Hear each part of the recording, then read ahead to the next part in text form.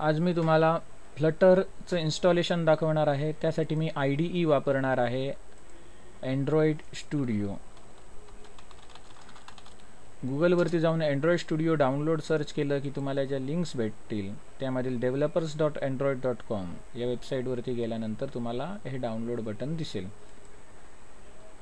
मग त्या download बटनला click केल्यानंतर हा चेकबॉक्स चेक करून इथून तुम्ही अँड्रॉइड स्टुडिओ डाउनलोड करू शकता. ही एक गोष्ट. दुसरी गोष्ट म्हणजे तुम्हाला फ्लटर SDK डाउनलोड करावी लागेल. ती कुठे मिळणार? फ्लटर डाउनलोड असं जर सर्च केलं तर flutter.dev या वेबसाईटवरती इथे तुम्ही कुठल्या ऑपरेटिंग सिस्टीमवरून तो प्रोग्राम डेव्हलप करणार ती निवडायची. आता सध्या मी या विंडोजवरती करणार म्हणून विंडोज निवडलं. त्याच्यानंतर इथे रिकमेंडेड आहे अँड्रॉइड, मग ह्याच्यावरती क्लिक केलं आणि इकडे खाली तुम्हाला डाउनलोडचा ऑप्शन दिसणार. हे बघा, इन्स्टॉल द फ्लटर SDK या सेक्शनमध्ये इथे VS कोड आहे आणि इथे दुसरीकडे डाउनलोड अँड इन्स्टॉल आहे. मग डाउनलोड अँड इन्स्टॉल आहे ना, इथे हे बटन आहे, हे क्लिक करायचं आणि इथे ही झिप फाईल डाउनलोड होणार. आता इथे या दोन्ही फाईल्स डाउनलोड झालेल्या आहेत, अँड्रॉइड स्टुडिओचा सेटअप आणि फ्लटरची SDK. मग ही जी फ्लटरची SDK आहे ती मी इथे एक्स्ट्रॅक्ट करतो आणि अँड्रॉइड स्टुडिओचा हा जो सेटअप आहे तो रन करतो. अँड्रॉइड स्टुडिओचा सेटअप रन करताना त्याला राईट क्लिक करा आणि रन ॲज ॲडमिनिस्ट्रेटर करा. येस करून नेक्स्ट नेक्स्ट नेक्स्ट नेक्स्ट करा. Next next. इथे कुठे अँड्रॉइड स्टुडिओ इन्स्टॉल व्हायला पाहिजे ते लोकेशन. नेक्स्ट. Install completed. त्यानंतर नेक्स्ट बटनला क्लिक केल्यानंतर हे स्टार्ट अँड्रॉइड स्टुडिओचा चेकबॉक्स आहे तसा राहू द्या आणि फिनिश करा.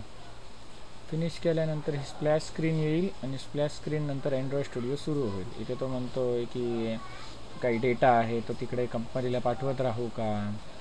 इथे डोंट सेंड याच्यावर क्लिक करायचं. त्यानंतर इथे नेक्स्ट करायचं. इथे स्टँडर्ड आणि कस्टम असे दोन ऑप्शन आहे. त्याच्यामध्ये कस्टमवरती केलं तर याच्यातलं तुम्हाला काय काय पाहिजे काय काय नको ते तुम्ही चेक अनचेक करू शकता.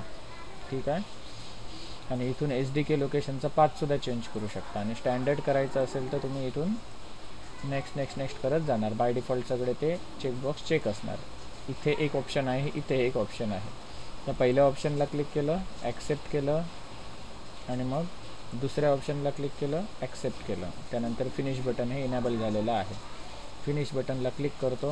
मग इथे याने SDK डाउनलोड करायला सुरुवात केलेली आहे. शो डिटेल्सवरती गेल्यानंतर तुम्हाला इथे डिटेल्स दिसतील. एवढ्यात काहीतरी डाउनलोडची प्रोग्रेस जरा तरी पुढे जायला पाहिजे होती परंतु ती जात नाही. म्हणजे इथे काहीतरी बग आहे. हा बग कुठून येतो हे तुम्हाला मी सांगतो. जेव्हा जो यामधला जो इम्युलेटरचा पार्ट आहे व्हर्च्युअल डिव्हाइस तो डाउनलोड करताना हा प्रॉब्लेम येतो. हा अँड्रॉइड स्टुडिओचा बग आहे. म्हणजे हे जे व्हर्जन आहे मी डाउनलोड केलं आहे आजच्या तारखेचं लेटेस्ट व्हर्जन. आज तारीख किती? 19 ऑगस्ट. आजचं जे लेटेस्ट व्हर्जन आहे त्याला हा बग आहे. मग याच्यावरती सोल्युशन काय? कदाचित नवीन व्हर्जनमध्ये हा बग रिमूव्हसुद्धा केला असेल. याच्यानंतर तुमचा व्यवस्थित इन्स्टॉल होणार अँड्रॉइड स्टुडिओ. मग याच्यावरती सोल्युशन काय? तर इथे हे कॅन्सल करायचं आणि फिनिश करायचं. फिनिश केलं की त्याच्यानंतर हे क्लोज करायचं आणि पुन्हा अँड्रॉइड स्टुडिओ चालू करायचा.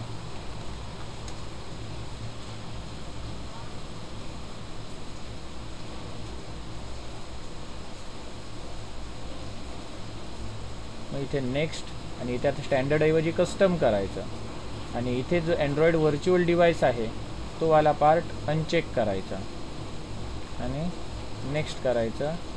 इथे जे व्हर्च्युअल डिव्हाइस असणार म्हणजे काय तुमचा इम्युलेटर असणार त्याच्यासाठी तुम्ही किती रॅम वापरणार ते इथून तुम्ही स्पेसिफाय करू शकता. किती GB रॅम वापरणार ते इथून स्पेसिफाय करू शकता. मी आता इथून नेक्स्ट करतो, परत नेक्स्ट करतो आणि फिनिश करतो. आता मात्र इथे डाउनलोडिंगला सुरुवात झालेली आहे. बघा इथे तुम्ही डिटेल्स बघू शकता. ते SDK डाउनलोड झालेलं आहे. तुमचा इंटरनेट स्पीड किती आहे त्यावर डिपेंड आहे किती वेळ लागणार.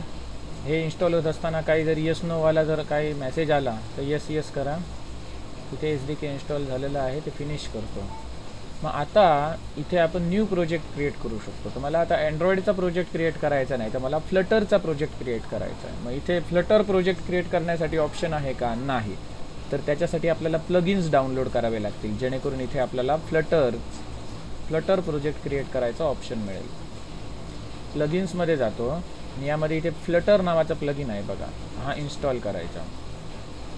हा इथे इन्स्टॉल होतो आहे. ठीक आहे, डाउनलोड झाला, आता तो इन्स्टॉल होतो आहे.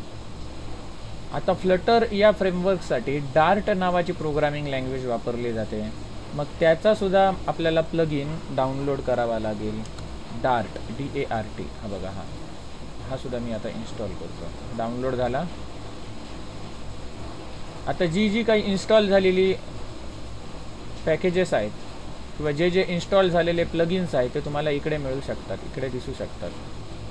ओके, तर इथे रिस्टार्ट IDE ऑप्शन दिसतो, याच्यातल्या कुठेही क्लिक करा आणि रिस्टार्ट करा. आता रिस्टार्ट केल्यानंतर जेव्हा अँड्रॉइड स्टुडिओ ओपन होईल तर त्यावेळी तिथे फ्लटर प्रोजेक्ट क्रिएट करायचा ऑप्शन आलेला असणार.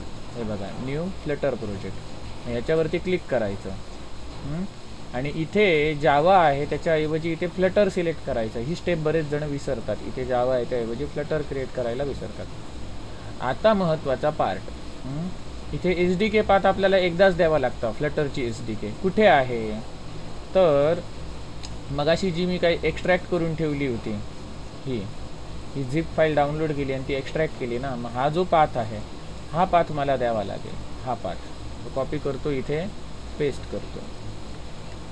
हा एक पर्याय झाला. किंवा तुम्ही इथे क्लिक करून सुद्धा तो पाथ ब्राउज करू शकता. ओके, हे झाल्यानंतर नेक्स्ट करतो.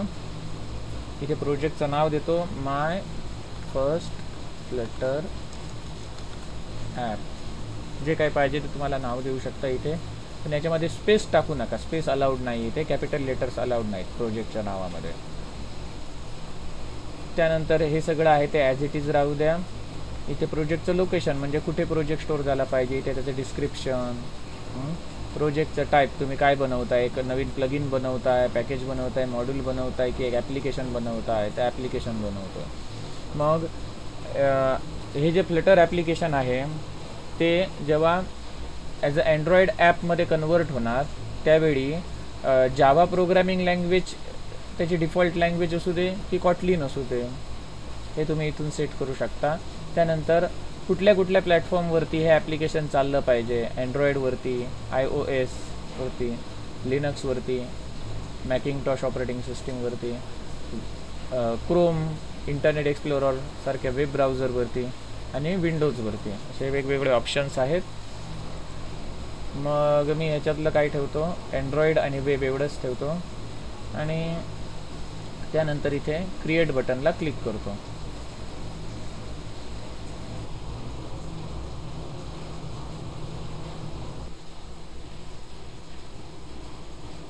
इथे हा प्रोजेक्ट ओपन झालेला आहे, मॅक्झिमाइज करतो. इथे हे डाउनलोडिंग, काही कंटेंट हा डाउनलोडिंग करतो. हे जोपर्यंत पूर्ण होत नाही तोपर्यंत प्रोजेक्टला हात लावायचा नाही, IDEला हात लावायचा नाही, होऊ देत, त्याला त्याचं काम करू देत. चला, खालची प्रोसेस पूर्ण झाली. मग ही जी विंडो आहे ती मिनिमाइज करतो. मग इथे लिब नावाच्या फोल्डरमध्ये main.dart नावाची फाईल आहे, याच्यामध्ये आपला सुरुवातीचा कोड आहे. हा कोड बघून घाबरू नका, मग नंतर मी सगळं एक्सप्लेन करणार. सोपा आहे एकदम, याच्यापेक्षा सोपा करून दाखवणार. तर सध्या हा प्रोजेक्ट रन कसा करायचा ते बघा. मग सगळ्यात पहिलं तुम्हाला मी एखाद्या ब्राउझरवरती रन करून दाखवतो. इथून ब्राउझर सिलेक्ट करायचा आणि या रन बटनला क्लिक करायचं. मग इथली ही बिल्डिंगची प्रोसेस कंप्लीट झाल्यानंतर ऑटोमॅटिक ब्राउझर ओपन होणार.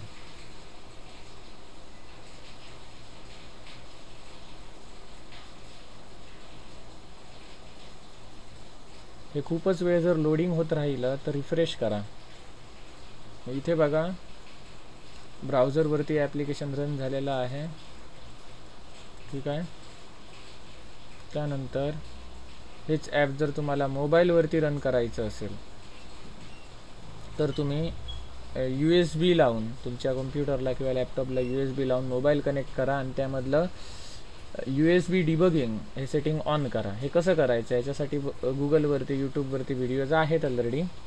तर त्यानंतर तुम्हाला इथे मोबाईलचं नाव दिसेल आणि मग इथे या रन बटनला क्लिक केल्यानंतर मोबाईलमध्ये इन्स्टॉल होणार.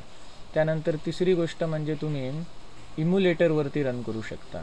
मग त्याच्यासाठी इथे डिव्हाइस मॅनेजरमध्ये जावा आणि इथे सध्या काहीच इम्युलेटर ॲड केलेला नाही आहे. मग इथून तुम्ही एखादा इम्युलेटर ॲड करू शकता. हे फक्त फर्स्ट टाईम करावं लागतं. Create virtual device. Create virtual डिव्हाइसमध्ये गेल्यानंतर इथेही वेगवेगळे मोबाईल फोन्स आहेत, वेगवेगळे डिव्हाइस आहेत. त्याच्यातला जो काही कुठला फोन पाहिजे तो सिलेक्ट करायचा. फॉर एक्झाम्पल Pixel 3 हा जर केला त्याच्यानंतर नेक्स्ट. याच्यात ऑपरेटिंग सिस्टीम कुठली तरी इन्स्टॉल करावी लागेल. तर एक ऑपरेटिंग सिस्टीम याच्यातली निवडतो. या डाउनलोड बटनला क्लिक करा. त्यानंतर ऑपरेटिंग सिस्टीम इथे डाउनलोड व्हायला सुरुवात झालेली आहे.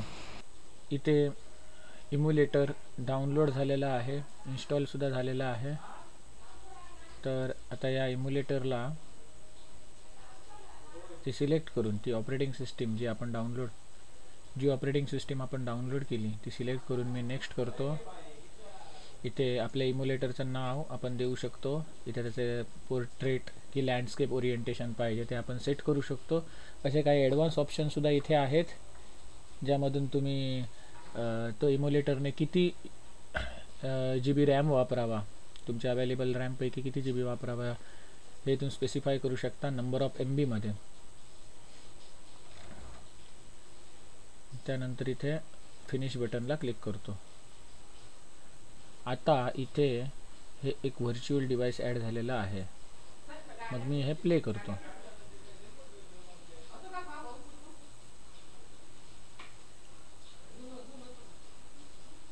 इथे स्टार्टिंग AVD म्हणून आलं आहे बघा.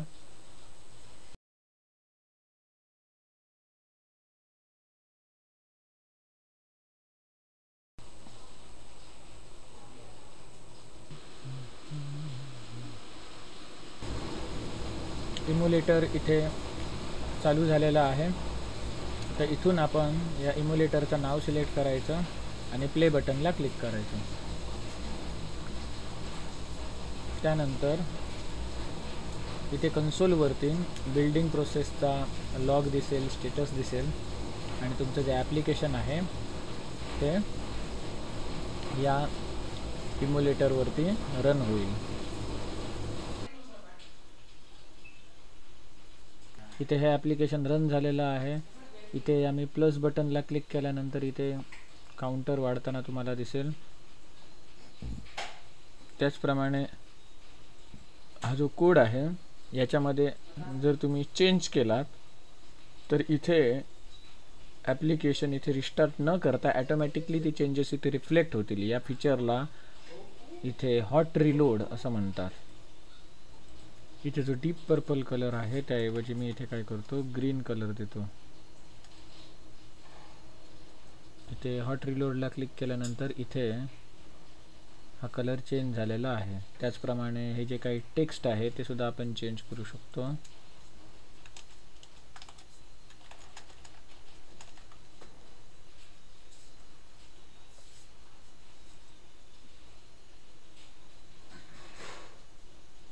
अशा प्रकारे आपण ब्राउझरवरती रन करून बघितला, इम्युलेटरवरती रन करून बघितला. सिमिलरली तुम्ही USB केबल जोडून मोबाईलवरती सुद्धा रन करू शकता. फक्त काय केलं पाहिजे, USB डिबगिंग हे फीचर ऑन केलं पाहिजे. आणि हा इम्युलेटर क्लोज करताना एक गोष्ट लक्षात ठेवायची, इथे जो डिव्हाइस मॅनेजर आहे या डिव्हाइस मॅनेजरमध्ये जाऊन आधी इम्युलेटर इथून स्टॉप करायचा. आपलं ॲप्लिकेशन जर रनिंग स्टेटमध्ये असेल तर ते स्टॉप करायचं आणि त्यानंतर इथून Android Studio क्लोज करायचा. धन्यवाद.